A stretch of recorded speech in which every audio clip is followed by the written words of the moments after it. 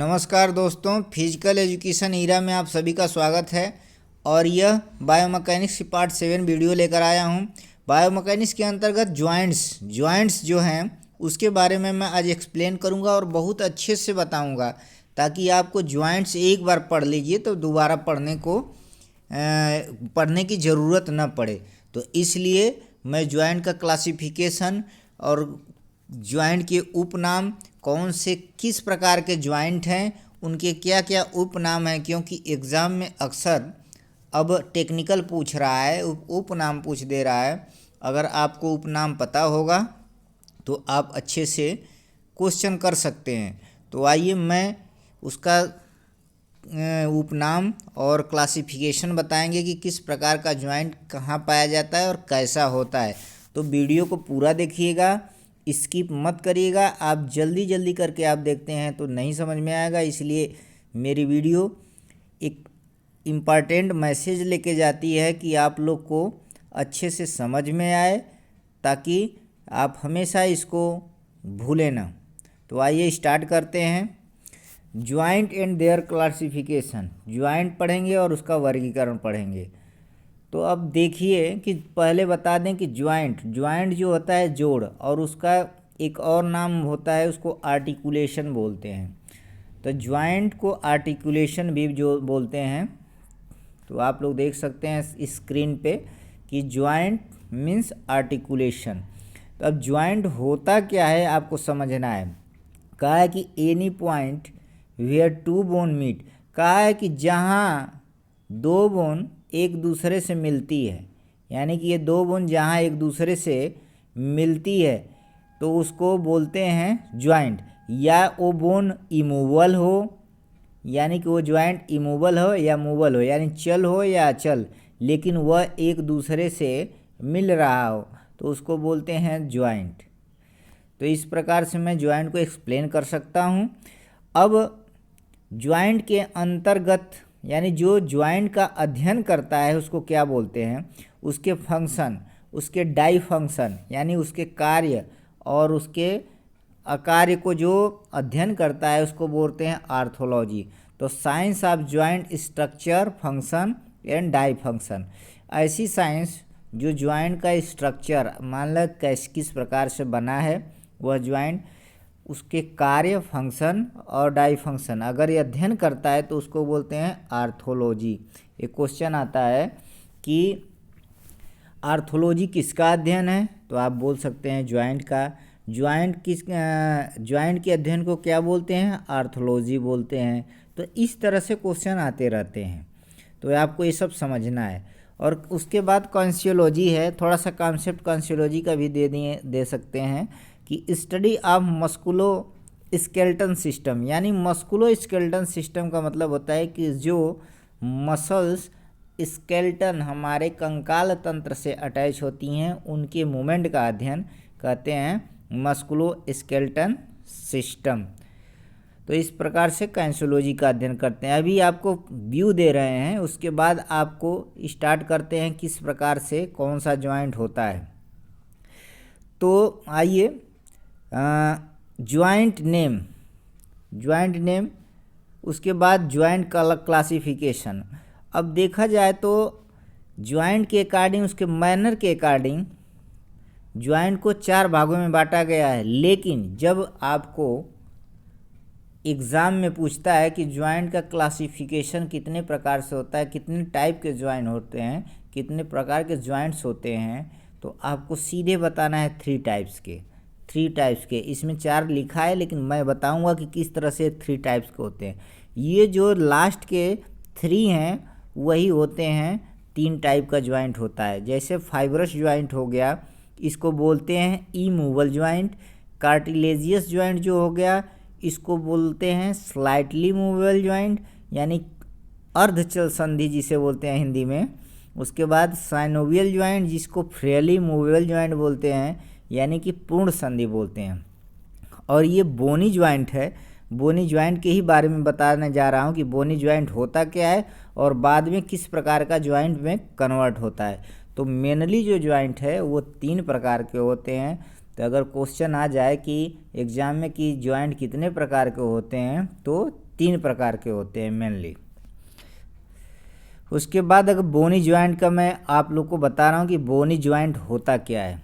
बोनी joint क्या होता है, देखिए बोनी ज्वाइंट या साइनोस्टोसिस, इसको साइनोस्टोसिस भी बोलते हैं। साइनोस्टोसिस बोनी ज्वाइंट को मैं बोला हूँ पहले ही कि आप लोग वीडियो को अच्छे से देखिएगा, स्किप मत करिएगा, क्योंकि इसमें अच्छे अच्छे उपनाम आने वाले हैं जो आपके एग्ज़ाम के पॉइंट ऑफ व्यू से बहुत ज़्यादा बेनिफिशियल होंगे। तो इसलिए आप लोग वीडियो को अच्छे से देखिएगा।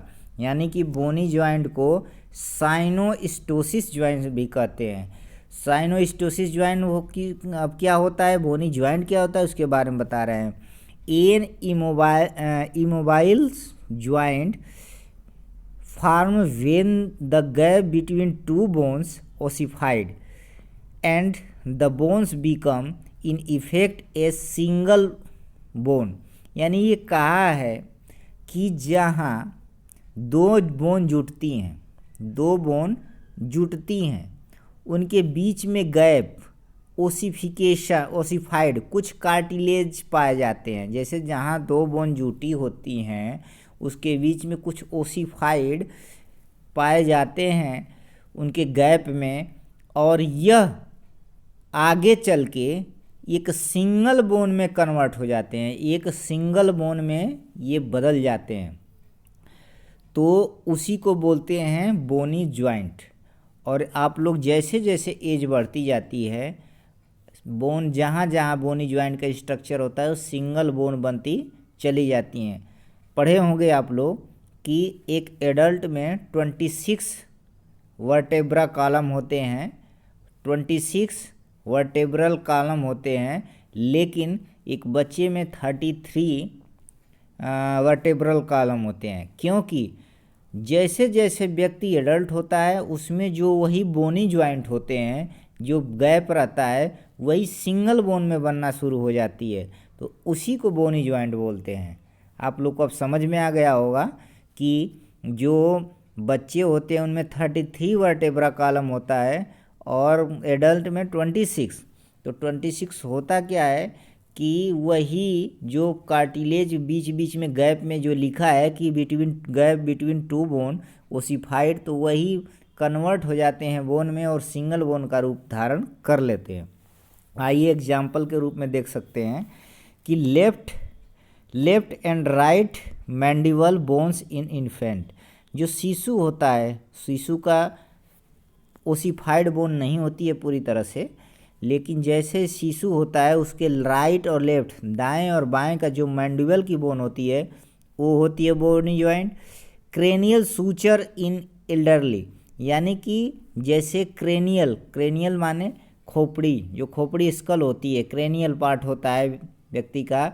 जब बच्चा छोटा रहता है तो उसको कई भागों में बटे रहते हैं, कई भागों में वो बटे रहते हैं। बट जैसे जैसे एल्डर होता है, यानी कि जैसे जैसे बड़ा होना शुरू होता है, तो धीरे धीरे उसके बोनी ज्वाइंट कन्वर्ट होना शुरू हो जाते हैं एक सिंगल बोन में। तो इस तरह हो सकता है। फिर उसके बाद attachment of first rib end sternum with old age, यानी कि जहाँ रिब होती है, रिब्स माने पसली, फर्स्ट रिब स्टर्नम से जुटी होती है, वहाँ पे भी आपको देखा जा सकता है कि बोनी ज्वाइंट एक सिंगल ज्वाइंट में कन्वर्ट हो जाती है। तो इस प्रकार से बोनी ज्वाइंट को हम कह सकते हैं कि या बोनी ज्वाइंट या तो फाइब्रस ज्वाइंट में कन्वर्ट हो सकता है या कार्टिलेजियस ज्वाइंट में। तो इसलिए वह बोनी ज्वाइंट का पार्ट, मतलब कि हम इसीलिए नहीं पढ़ते हैं एक्स्ट्रा में, उसको क्लासिफाई करके एक्स्ट्रा में नहीं पढ़ते हैं, बस समझाने के लिए बोनी ज्वाइंट था कि किस प्रकार का बोनी ज्वाइंट होता है। तो कहा कि can occur in either fibrous joint या कार्टिलेजियस ज्वाइंट। ये बोनी ज्वाइंट आगे चल के या तो फाइब्रस ज्वाइंट में कन्वर्ट होते हैं या कार्टिलेजियस ज्वाइंट में। अब समझना है कि फाइब्रस ज्वाइंट क्या होते हैं, फाइब्रस ज्वाइंट क्या होते हैं। तो आपको बता दें कि फाइब्रस ज्वाइंट क्या है। देखिए, फाइब्रस ज्वाइंट को बोलते हैं इमूवल ज्वाइंट, अचल संधि, हिंदी में बोलते हैं अचल संधि। और इसका दूसरा नाम है साइनो आर्थोसिस। फिर उसके बाद इसको बोलते हैं साइना आर्थ्रोडियल, यानी 3-4 नाम है। तो ये आपको याद रखना है कि फाइब्रस ज्वाइंट को इमूवल ज्वाइंट भी बोलते हैं, फिर उसके बाद साइना आर्थोसिस भी बोलते हैं, फिर साइना आर्थ्रोडियल ज्वाइंट भी बोलते हैं। तो इस प्रकार से ये, अब देखिए ये क्या होता है कि adjacent bone bound by collagen fibre that emerge from one bone and penetrate into the other bone. कहा है कि यह कोलेजन फाइबर, जो कोलेजन फाइबर होते हैं उसके द्वारा एडजस्ट होते हैं, बंधे होते हैं, एक दूसरे को क्लैप्स करते हैं, तो उसको बोलते हैं फाइब्रस ज्वाइंट। इसका स्ट्रक्चर आप लोगों को दिखा देते हैं कि ये किस प्रकार क्लैप्स करते हैं। देखिए ये फाइब्रस ज्वाइंट का स्ट्रक्चर है, टेढ़ा टेढ़ा है, ये देखिए इस प्रकार से ये क्लैप्स कर रहा है। ये इसका सूचर फाइब्रस ज्वाइंट है, कनेक्टिव टिश्यू। देखिए किस प्रकार से ये क्लैप्स कर रहा है, तो इसको बोलते हैं फाइब्रस ज्वाइंट। इस तरह से होता है। अब फाइब्रस ज्वाइंट को कितने भागों में बांटा गया है? जो फाइब्रस ज्वाइंट है उसके भी 3 काइंड है, 3 प्रकार हैं फाइब्रस ज्वाइंट के। एक सूचर हो गया, एक गोम्फोसिस हो गया, एक सेंडेमोसिस हो गया। यानी सूचर, गोम्फोसिस, सेंडेमोसिस, यानी कि यह फाइब्रस ज्वाइंट के पार्ट हैं। 3 टाइप के फाइब्रस ज्वाइंट होते हैं। तो अब सूचर के बारे में बता दें कि सूचर क्या होता है। देखिए सूचर होता है कि आपको बता दें कि सूचर इमोबाइल या slightly mobile fibrous joint in which short collagen fibre bind the bone of the skull to each other. यानी कहा है कि या तो यह स्लाइटली मूवेबल होगा या तो मूवेबल ही नहीं होगा, जो कि स्कल में पाया जाता है सूचर ज्वाइंट। तो आप ये देख सकते हैं कि ये जो बना है गया है यहाँ से, ये इमूवल भी हो सकता है और या इनमूवेबल भी हो सकता है। तो इस प्रकार से हम सूचर ज्वाइंट को देख सकते हैं। और ये स्कल में ही पाया जाता है। सूचर ज्वाइंट बंधे रहते हैं हमारे स्कल एक दूसरे से। तो सूचर कैन बी क्लासिफाइड। अब सूचर को भी मैं क्लासिफाइड कर सकता हूँ। Suture can be classified as, जैसे कि सेरेट का मतलब होता है कि interlocking waves line coronal sagittal and lambdoid suture. अब ये जो वेव लाइन की बात किया है, कहा है कि इंटरलॉकिंग होती है, सेरेट बोलते हैं उसको, सेरेट इंटरलॉकिंग होती है। देखिए किस प्रकार से हमारे इसके जॉइंट में इंटरलॉकिंग हुई है। तो इंटरलॉकिंग जो हुई है इसमें देखा गया है कि ये यहाँ से ये इंटरलॉक हुआ है, यहाँ से ये इंटरलॉक हुआ है, यहाँ से ये इंटरलॉक हुआ है। यानी कि एक इस पार्ट से गया है, इस पार्ट से गया है, एक लॉन्गिट्यूडिनल गया है। तो इसको बोलते हैं इंटरलॉकिंग। तो इसको सेरेट भी बोलते हैं। तो इस तरह से सूचर को देखा जा सकता है। फिर एक और है लैप, इसको बोलते हैं स्क्वाइमस लैप। ओवरलैपिंग वेल्ट इज्ड temporal and parietal bone. Overlapping की बात किया है। जब ओवरलैपिंग का क्या मतलब होता है कि एक दूसरे पे जब फ्लैक्चुएट कर रहा हो, तो ये टेम्पोरल बोन जो होती है एक दूसरे पे ओवरलैप कर रही है। तो इस तरह से सूचर ज्वाइंट में कुछ स्ट्रक्चर होते हैं। उसके बाद आपका आ गया प्लेन यानी स्ट्रेट, नॉन ओवरलैपिंग वाला किनारा। फिर प्लेटाइन प्रोसेस ऑफ मैक्सिला। तो इस तरह से सूचर में कुछ शब्द पाए जाते हैं, वर्ड पाए जाते हैं। तो आप यहाँ से देख सकते हैं इसका बाई फिगर अच्छे से। तो सेरेट, देखिए सेरेट का स्ट्रक्चर ये है, सेरेट सूचर ये हो गया, ये बोन हो गई, ये बीच में जो सूचर है तो इस सेरेट का यहाँ से इंडिकेट कर रहा है। फिर डोवेटेल ज्वाइंट, डोवेटेल देखिए क्लैप्स कैसे किया है डोवेटेल ज्वाइंट, ये आपको देख सकते हैं। उसके बाद आपका लैप जो मैंडिबल वाला पार्ट है, लैप सूचर किस प्रकार से लैप कर रहा है एक दूसरे को। उसके बाद मीटर ज्वाइंट, ये आपका ये मीटर ज्वाइंट हो गया, यहाँ पे मीटर ज्वाइंट हो गया। फिर आइए देखते हैं प्लेन सूचर ये हो गया यहाँ पे। तो मतलब कि स्कल में तरह तरह के ज्वाइंट देखे जा सकते हैं। उसके बाद बट